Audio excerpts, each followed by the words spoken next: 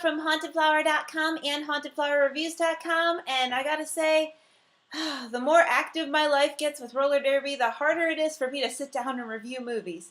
But I'm gonna try because I have this huge stack of videos and I gotta get through them somehow. So today I've got another group of Warner Brothers Blu-rays that were sent to me by Warner Brothers. Thank you, as part of a special program where they just want to get their Blu-rays out and seen by more people, and who doesn't like free stuff being sent to them? That's wonderful. So I'm definitely trying to get through them here. The titles I've got to talk about today are Casablanca, Gone with the Wind, Malcolm X, Extremely Loud and Incredibly Close, Sherlock Holmes Game of Shadows, and Green Lantern. So I'm going to try and get through them rather quickly because I have so many titles. I'm going to start with Casablanca, one of the most memorable movies of all time. It's definitely up there as one of the greats. It has Humphrey Bogart, Ingrid Bergman. Oh my gosh, so wonderful, so quotable. One of the most quotable movies of all time. Black and white, looks beautiful in Blu-ray, absolutely gorgeous, and has a wonderful amount of extras. The things you can get are a whole feature on the director, all the great pictures he's done. Casablanca, an unlikely classic. This was a really good feature. It went through all the things that were against this movie. I mean, it was one of 50 movies being made at the time. Some parts of it were pretty much improvised. The characters themselves didn't know what was going to happen to them by the end of the movie. So no wonder Ingrid Bergman can't decide which guy she's going to choose. She doesn't even know at that point making the movie. You never knew what was really going to take off, and this was just an unlikely takeoff. There's an introduction by Lauren Bacall.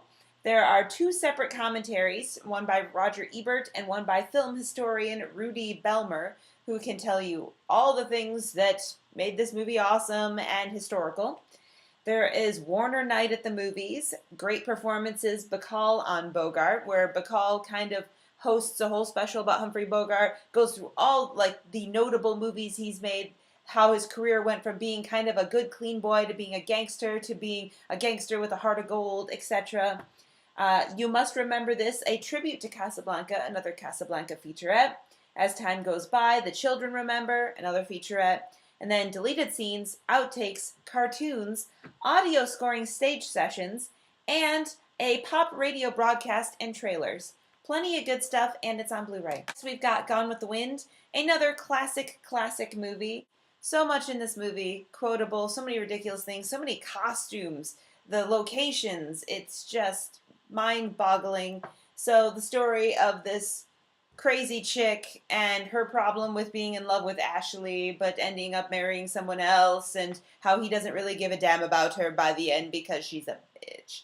Its only feature is commentary by historian Rudy Belmer, and he points out things like, oh, they spent a lot of time in this green costume but then decided that she needed something more pure and virginal to be wearing, so we have this lovely white costume, and oh, this was originally shot on a back lot, but it looked like it was shot on a back lot. We had to show how beautiful Tara was, so we had to go on location. All like a 9-month break in shooting, just points out all the things about the movie you might not have known before. That is Gone with the Wind. Malcolm X. This is really cool. I hadn't actually seen this movie before. It comes with a Blu-ray and a bonus DVD. And there's this whole book in the middle here that has like images and quotes from the movie, which is kind of cool. The movie itself is really extraordinary. The costumes, oh my god, those zoot suits are so ridiculous. I couldn't get over the zoot suits. And then you have, you know, Spike Lee's jumping around in time, his creative storytelling. Denzel Washington gives an amazing performance as Malcolm X. The guy went through so many different phases as a person. It was fascinating. I loved seeing his journey, all the places he traveled, and all of the different points of view that he had over time. And then the really dramatic last couple of scenes, just fantastic. It has a commentary track by Spike Lee, also with the director of photography, editor, and costume designer. There are deleted scenes with an intro by Spike Lee. A featurette, By Any Means Necessary, The Making of Malcolm X. That was really cool. It is a thing where it goes through the different directors that were going to be in charge of this film, and then they switched over to Spike Lee because he wanted it so badly. And then the theatrical trailer. The bonus DVD has an Oscar-nominated 1972 feature-length documentary That thing is crazy. It has no narrative whatsoever, and it is a lot of like song clips and video clips and things just spliced together, and it's kind of spooky and eerie, and it's definitely got a whole 70s vibe. Weird stuff. Next, we've got Extremely Loud and Incredibly Close. This is what I like to call extremely loud and incredibly manipulative. I was really pissed off by this movie. I'm assuming the book is better, but the movie, it has a lead actor that was terrible. You got Tom Hanks and Sandra Bullock. They do their roles, but what really made me mad about this film is just how manipulative it is. It just totally relies on 9/11 to forcibly get an emotional reaction out of you, and it does. It like pulls tears out of you like with a torture device. It's terrible. Hated it so much. It's just the story of a young boy recovering after his father dies in 9/11. All these shots of Tom Hanks falling from a building. So mean. For the extra features, there is the making of this film. There's Finding Oscar, where they talk about finding this boy who was like a finalist on Kids Jeopardy. 10 years later, a whole feature about 9/11. Go figure. And then Max van Sydow, Dialogues with the Renter. There's an insightful documentary on the performance of the guy who has no dialogue in the movie because he can't talk, and he has yes and no tattooed on his hands. That was kind of cool. Next, we have Sherlock Holmes, A Game of Shadows. This was a fun follow-up to the first Sherlock Holmes movie. Again, Sherlock Holmes does this crazy like fight scenes and how he sees things in his head. There's a train sequence.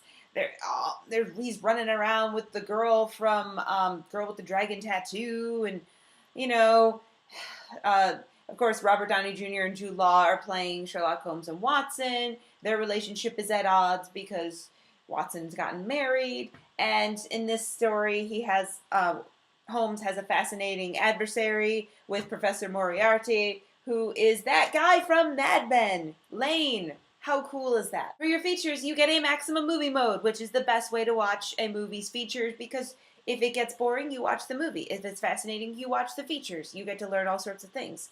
This one is particularly cool because it's hosted by Robert Downey Jr., who is a really good source on this movie. It has a picture-in-picture, storyboards, focus points, still galleries, a whole bunch of stuff. And if you want, you can get a movie app. I don't know why you would want to, but you could. It also has an ultraviolet digital copy. Finally, we have Green Lantern Extended Cut, the worst superhero movie of last year, starring Ryan Reynolds and that chick from Gossip Girl. Ryan Reynolds plays Hal Jordan, who becomes Green Lantern, who is a superhero that is he gets his power from aliens who also have the power, and, he's going to save Earth from the scary yellow fear monster, and, make Hot Wheels tracks with his mind and his special ring, and he's got a lantern and stuff, and, don't give in to the fear, it's yellow, whoa, whatever.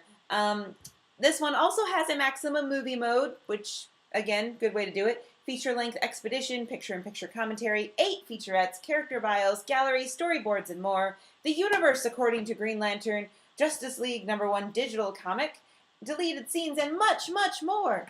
So, yes, I spoke like I was doing my own Hot Wheels commercial, but I got through all 6 DVDs or Blu-rays in a reasonable length of time. And if you were going to buy any of these, I would recommend one of the first 3 because those are classic films that will definitely go down in history, and I really don't know that the last 3 will. Thank you for watching my review. See you next time. Bye! If you like this review, go to my site at hauntedflowerreviews.com. I also have a podcast on iTunes. Please leave me ratings and comments. Also, we have a store, hauntedflower.com, where you can find the best online apparel and accessories from movies, TV shows, anime, and more. You can find us on Facebook at facebook.com/hauntedflower, and that's where we have all of our contests too, so you can win free stuff. Go to indiemojo.com if you live in Indianapolis, and you can find out how to go to free movies.